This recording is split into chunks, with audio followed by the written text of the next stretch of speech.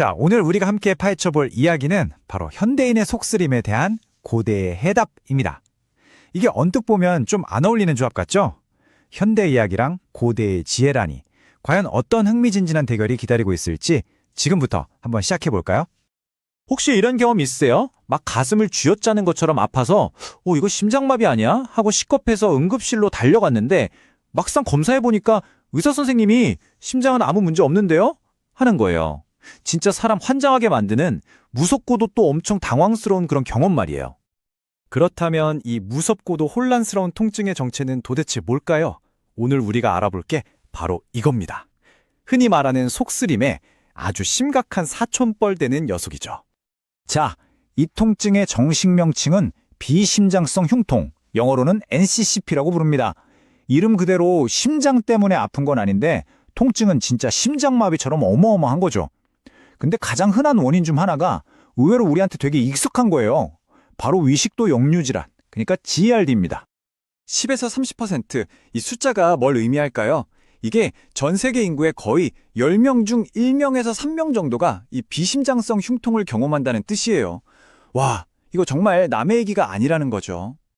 보통 이런 증상으로 병원에 가면 의사 선생님들이 오메프라졸 같은 양성자 펌프 억제제, 줄여서 PPI 계열의 약을 처방해 줍니다.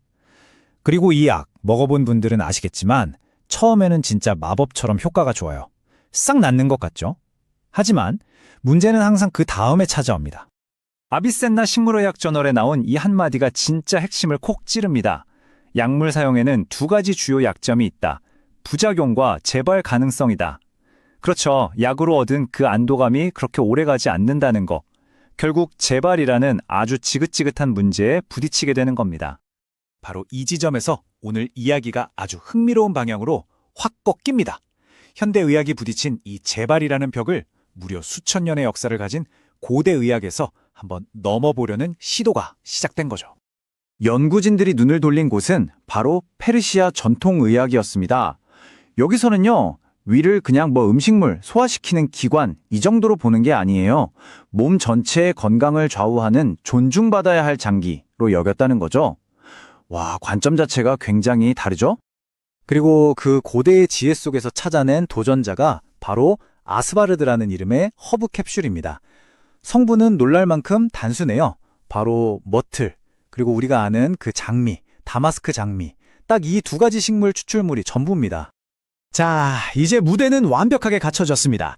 현대의학을 대표하는 표준 치료제와 고대의 지혜에서 길어올린 이 허브 요법, 과연 둘이 제대로 맞붙으면 어떤 결과가 나올까요? 세계의 대결이 임상시험이라는 링 위에서 펼쳐집니다. 이 대결 그냥 대충 한 게 아닙니다. 아주 엄격한 규칙 아래서 진행됐는데요. 바로 이중맹검 무작위 대조 시험이라는 방식이에요. 이게 좀 말이 어렵죠? 쉽게 비유하자면 요리사도 맛을 보는 사람도 지금 자기가 만들고 먹는 요리가 뭔지 전혀 모르는 상태에서 평가하는 거예요. 이렇게 해야 어떤 편견도 없이 가장 공정하고 객관적인 결과를 얻을 수 있거든요. 과학적 연구에서는 이걸 골드 스탠다드, 즉 황금 표준이라고 부릅니다. 자, 지금 보시는 이 흐름도가 바로 그 엄격한 과정을 보여주는 건데요. 처음에 200명으로 시작해서 연구 기준에 맞지 않는 사람들을 제외하고 최종적으로 144명의 환자들이 어떻게 4개의 그룹으로 공정하게 나뉘었는지를 한눈에 보여줍니다. 이게 바로 이 연구 결과에 신뢰를 더해주는 아주 중요한 과정인 거죠.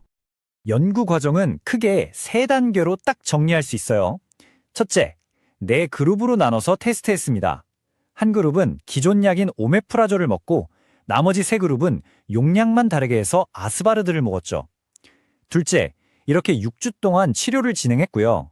셋째, 그 후 2주 동안은 아무 약도 먹지 않고 그냥 어떻게 되는지 지켜봤습니다. 근데요, 바로 이 마지막 2주, 이 관찰 기간이 이 연구의 모든 걸 결정해버렸습니다. 그리고 마침내 정말 아무도 예상하지 못했던 놀라운 반전이 드러납니다. 이 연구의 진짜 하이라이트죠. 자, 그래프를 한번 보실까요? 처음 6주, 그러니까 치료 기간 동안에는요, 모든 선이 사이좋게 아래로 쭉 내려갑니다. 오메프라졸을 먹던 아스바르드를 먹던 모든 그룹에서 환자들의 통증이 확 줄었다는 뜻이죠. 이때까지만 해도 둘 다 효과 좋네? 무승부인가 싶었습니다. 하지만 진짜 이야기는 약을 끊은 그 다음부터 시작됩니다. 6주차 이후를 한번 보세요. 저기 파란색 선, 그러니까 오메프라졸 그룹의 통증 점수가 다시 슬금슬금 올라가는 거 보이시죠? 이게 바로 약을 끊었을 때 증상이 더 심해지는 반동 효과입니다. 그런데 다른 선들, 아스파르드를 복용한 그룹들은 어때요? 통증 완화 효과가 그대로 유지가 되죠. 바로 이겁니다. 이게 바로 승부를 가른 결정적인 한방이었어요. 자, 그렇다면 이 놀라운 결과가 우리에게 정확히 뭘 말해주는 걸까요? 최종 평결을 한번 내려보겠습니다. 이 표 하나로 모든 게 딱 정리됩니다. 통증을 줄여주는 효과 둘 다 효과적이었어요. 아주 좋았죠. 하지만 그 효과가 얼마나 가느냐, 바로 지속 효과 면에서 결과가 완전히 갈렸습니다. 오메프라졸은 결국 증상이 재발했고 아스바르두는 완화 효과가 지속됐다는 거죠. 정말 극명한 차이입니다. 아니, 그래서 이게 뭐 그렇게 대단하냐고요? 한번 생각해보세요. 약을 먹을 때만 괜찮고 끊으면 바로 다시 아파오는 그 지긋지긋한 고통의 굴레. 이 연구는요, 그 굴레를 끊어낼 수도 있다는 가능성을 보여준 겁니다. 계속 재발하는 증상 때문에 고생하는 수많은 사람들한테는 이건 그냥 새로운 약이 아니라 삶의 질을 통째로 바꿀 수 있는 말 그대로 게임 체인저가 될 수 있다는 뜻이에요. 연구를 진행한 과학자들이 스스로 내린 결론을 한번 보시죠. 아스파르드 캡슐은 비심장성 흉통에 대한 더 선호되는 치료법 또는 보완의약품으로 제한될 수 있을 것으로 보인다. 이건 그냥 효과가 좀 인내 수준이 아니에요. 기존 치료법을 대체하거나 아니면 함께 써서 효과를 높이는 더 나은 선택지가 될 수 있다는 아주 강력한 선언인 셈이죠. 오늘 우리가 함께 살펴본 이 이야기는 우리에게 아주 근본적인 질문 하나를 던집니다. 어쩌면 미래의학의 진정한 발전이라는 게 단순히 최첨단 기술을 개발하는 데만 있는 게 아니라 우리가 잠시 잊고 있었던 수천 년 묵은 인류의 지혜를 현대 과학의 눈으로 다시 들여다보고 재발견하는 데 있는 건 아닐까요? 여러분의 생각은 어떠신가요? 영상이 도움이 되셨다면 구독과 좋아요, 알림 설정 부탁드립니다. 영상 시청해 주셔서 감사드립니다.